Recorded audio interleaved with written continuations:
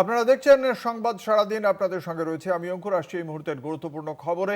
স্বাক্ষর জালিয়াতি মামলায় ভবানী ভবনে তলব অভিষেক বন্দ্যোপাধ্যায় এবং কুণাল ঘোষকে বিশেষ তদন্তকারী দলের 5 জন আধিকারিক জিজ্ঞাসাবাদ করছেন। আপনারা জানেন অভিষেক বন্দ্যোপাধ্যায়কে আজকে বেলা 12টার সময় তলব করা হয়েছিল এবং নির্ধারিত সময়ের খানিকক্ষণ আগেই অভিষেক বন্দ্যোপাধ্যায় পৌঁছে যান ভবানী ভবনে। অন্যদিকে 2:30টার সময় কুণাল ঘোষকে উপস্থিত থাকার জন্য তলব করা হয়েছিল সিআইডির পক্ষ থেকে এবং 2:30 নাগাদ তিনি নিজের বাসভবন থেকে বেরোন কুণাল ঘোষ। তবে তিনি ভবানী ভবনের পৌঁছানোর বদলে তিনি নেতাজি ইন্ডোরের দিকে কোনো ব্যক্তিগত কাজে গিয়েছেন এবং সেখান থেকেই ভবানী ভবন যাবেন বলে খবর।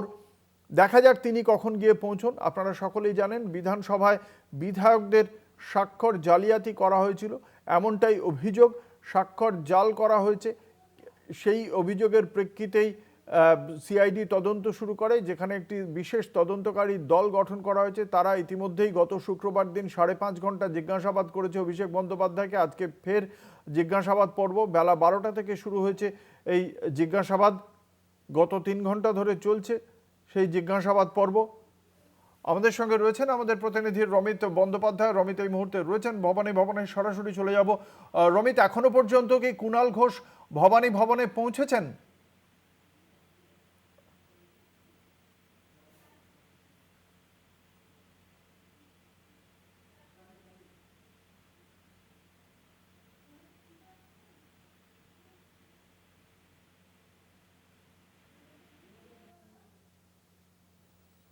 সম্ভবত আমাদের সঙ্গে যোগাযোগ বিচ্ছিন্ন হয়ে গিয়েছে। আমাদের সঙ্গে ছিলেন আমাদের প্রতিনিধি রমিত বন্দ্যোপাধ্যায়।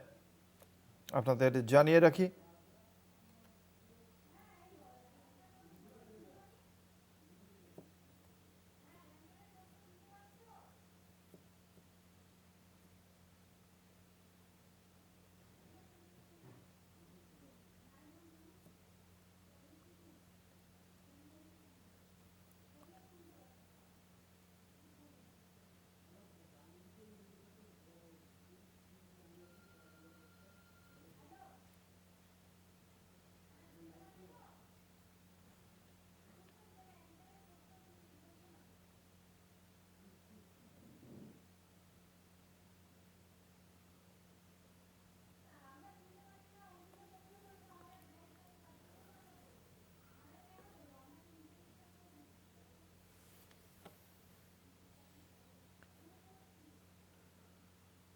আপনাদের আমাদের সঙ্গে রয়েছেন আমাদের প্রতিনিধি রমিত বন্দ্যোপাধ্যায়। রমিত, কুণাল ঘোষ কি এখনো পর্যন্ত ভবানী ভবনে পৌঁছেছেন? দেখো, যেরকম ভাবে এখন আমরা দেখতে পাচ্ছি অর্থাৎ 3টের মধ্যে কিন্তু কুণাল ঘোষের আসার কথা, আর ঠিক সেরকম ভাবেই আমরা দেখতে পাচ্ছি যেরকম ভাবে নিরাপত্তার বলয়ে একদম রয়েছে। আর কিছুক্ষণের মধ্যেই কিন্তু তিনি এখানে এসে পৌঁছবেন, এমনটাই আমরা খবর পাচ্ছি। তবে এখনো অবধি কিন্তু তিনি ভবানী ভবনে এসে পৌঁছননি। আমরা সকালে দেখেছিলাম অভিষেক বন্দ্যোপাধ্যায় কিন্তু তার নির্ধারিত যে সময় ছিল অর্থাৎ 12টার কিছুক্ষণ আগেই কিন্তু এখানে প্রবেশ করেছিলেন। আর সেই 12টার থেকে কিন্তু প্রায় 3 ঘন্টা হয়ে গেল তার কিন্তু সেই ভবানী ভবনে তিনি এখনো রয়েছেন এবং তার সেই জিজ্ঞাসাবাদ চলছে। এবং সেরকম ভাবে আমরা ঠিক যেরকম ভাবে জেনেছিলাম যে আজ কুণাল ঘোষকেও কিন্তু সেই সই জালিয়াতি সেই পার্টিকুলার মামলায় কিন্তু আজ জিজ্ঞাসাবাদ করার জন্য ভবানী ভবনে তলব করা হয়েছে এবং তার হাজিরা দেওয়ার কথা। এবং সেরকম ভাবেই হয়তো আর কিছুক্ষণের মধ্যে তিনি এখানে এসে পৌঁছবেন। এবং যেরকম ভাবে আমি বলছিলাম যে নিরাপত্তার বলয়, সেই নিরাপত্তার বলয় কিন্তু ভবানী ভবনের সামনে দেখা যাচ্ছে সেই সকাল থেকেই। একেবারে আমরা গতবার যখন অভিষেক বন্দ্যোপাধ্যায় এখানে এসেছিলেন তখন দেখেছিলাম বেশ কিছু মানুষ এক জায়গায় হয়েছিলেন, কারোর হাতে ডিম, কারোর হাতে আবার সন্দেশ, কেউ আবার তৃণমূলের সমর্থক, বিভিন্ন ধরনের মানুষ এখানে একত্রিত হয়েছিলেন। এবং তাই জন্যই হয়তো আজ রবিবার যখন আবার অভিষেক বন্দ্যোপাধ্যায়কে ডাকা হয়েছে এবং সেরকম ভাবে জিজ্ঞাসাবাদ চলছে, প্রায় 3 ঘন্টা হয়ে গেল তিনি কিন্তু ভবানী ভবনের ভেতরে। এবং সেরকম ভাবে আজকে আমরা যেটা দেখতে পাচ্ছি নিরাপত্তার বলয় কিন্তু আরো কঠোর করা হয়েছে। একেবারে কেন্দ্রীয় বাহিনীর নিরাপত্তা রয়েছে, তার সাথে সাথে ভবানী ভবনের নিজস্ব যে সিকিউরিটি র্যাব তারাও রয়েছেন উপস্থিত। এবং সেরকম ভাবে যাতে কোনো রকম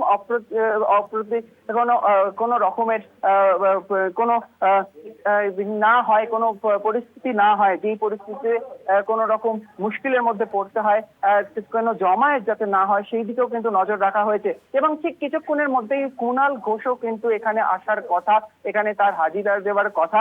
এবং নিরাপত্তা যেরকম ভাবে আমরা দেখতে পাচ্ছি, নিরাপত্তার বলয় যেরকম ভাবে দেখতে পাচ্ছি, বোঝাই যাচ্ছে কিছুক্ষণের মধ্যেই তিনি আসবেন। তবে এখনো অবধি কিন্তু তিনি এখানে এসে পৌঁছননি। অঙ্কুর, একেবারেই যেটা রমিত একই সঙ্গে জানতে চাইবো, আজকে কুণাল ঘোষের যখনই আসুন না কেন তার সঙ্গে কি অভিষেক বন্দ্যোপাধ্যায়কে মুখোমুখি বসিয়ে জিজ্ঞাসাবাদের কোনো সম্ভাবনা রয়েছে? সিআইডি সূত্রে কি জানা যাচ্ছে? একেবারেই কুণালদা দেখো, একেবারেই অঙ্কুরদা দেখো, এখানে যেভাবে আমরা দেখতে পাচ্ছি আজকে সকাল থেকেই যেই জল্পনার কথা শোনা যাচ্ছিল, অর্থাৎ অভিষেক বন্দ্যোপাধ্যায় এবং কুণাল ঘোষ তাদেরকে কিন্তু একই মামলার কারণে জিজ্ঞাসাবাদ করার জন্য ভবানী ভবনে ডাকা হয়েছে। এবং সেরকম ভাবেই একটা শোনা যাচ্ছে তাকে কিন্তু আজকে একেবারে দুজনকে সামনাসামনি বসিয়ে জিজ্ঞাসাবাদ করা হতে পারে। এবং সেই জালিয়াতি, সেই যে মামলা এবং সেখানে যেই মিসম্যাচ অফ সিগনেচার্স এবং সেখানে যেই অভিযোগ উঠেছে, সেই জায়গা থেকে আমরা দেখতে পাচ্ছি সেই পার্টিকুলারলি আমরা যেরকম ভাবে সবাই অনুমান করছে যে আজকে কিন্তু তাদের দুজনকে একসাথে বসানো হতে পারে, জিজ্ঞাসাবাদ এই যে দেরি হচ্ছে, নির্ধারিত সময় দুপুর 2:30 থেকে 3টে ছিল, এই যে কুণাল ঘোষ সেখানে যে পৌঁছচ্ছেন খানিকটা হলেও দেরিতে, এই বিষয়ে কি সিআইডির আধিকারিকদের কি তিনি আগেই জানিয়েছিলেন যে আজকে তার ভবানী ভবনে পৌঁছতে দেরি হবে? সে বিষয়ে কি কিছু জানা যাচ্ছে সিআইডি সূত্রে? দেখো, এখন অব্দি সিআইডি সূত্রে সেরকম কোনো কিছু জানা যায়নি তিনি জানিয়েছেন কিনা। তবে তার নির্ধারিত যে সময় ছিল সেই সময়ের মধ্যে তার কিন্তু পৌঁছানোর কথা ছিল। তবে এখন অব্দি ঘড়ির কাঁটা কিন্তু 3টে নয়, অর্থাৎ সেখানে কিন্তু এখনো তিনি এসে পৌঁছননি। তবে সূত্র মারফত যা জানা যাচ্ছেন তিনি কিন্তু এই ভবানী ভবনের উদ্দেশ্যেই হয়তো রয়েছেন এবং খুব তাড়াতাড়ি হয়তো এখানে এসে পৌঁছবেন। এবং তোমাকে যেরকম বলছি, নিরাপত্তার বলয় যেরকম ভাবে দেখতে পাচ্ছি ভবানী ভবনের সামনে, সেখানে কিন্তু বোঝাই যাচ্ছে কিছুক্ষণের মধ্যে আরো একজন কেউ হেভিওয়েট আসবেন, সেটা হয়তো কুণাল ঘোষই। এবং সেরকম ভাবেই এখন দেখা যাচ্ছে, এখন সেই অপেক্ষা উনি কখন আসেন, কতক্ষণ চলে তার জেরা। তার সাথে সাথে আমরা ইতিমধ্যেই যেরকম ভাবে সকাল থেকে দেখতে পাচ্ছি অভিষেক বন্দ্যোপাধ্যায়ের সেই জেরা কিন্তু অলরেডি চলছে ভবানী ভবনে।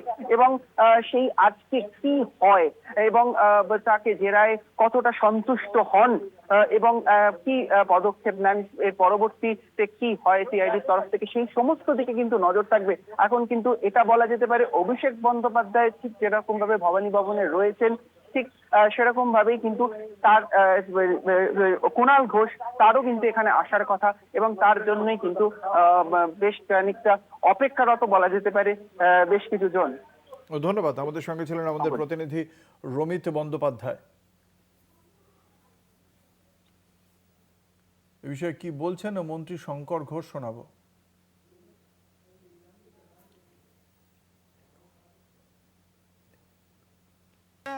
See, this is a regular procedure of investigation, nothing new in it.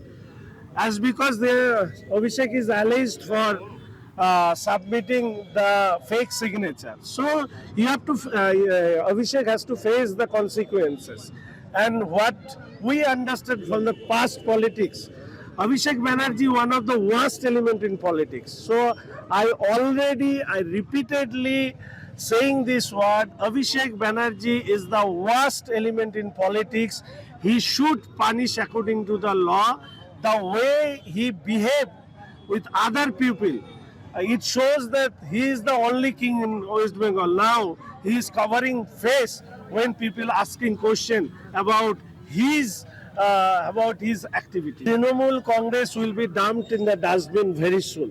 Trinamool Congress is ready to stay in only papers and only history. This kind of party never survive for long. They have one aim to remove CPIM. Thereafter, they ruined the West Bengal for last 15 years. Now, this is the time to place in the history book.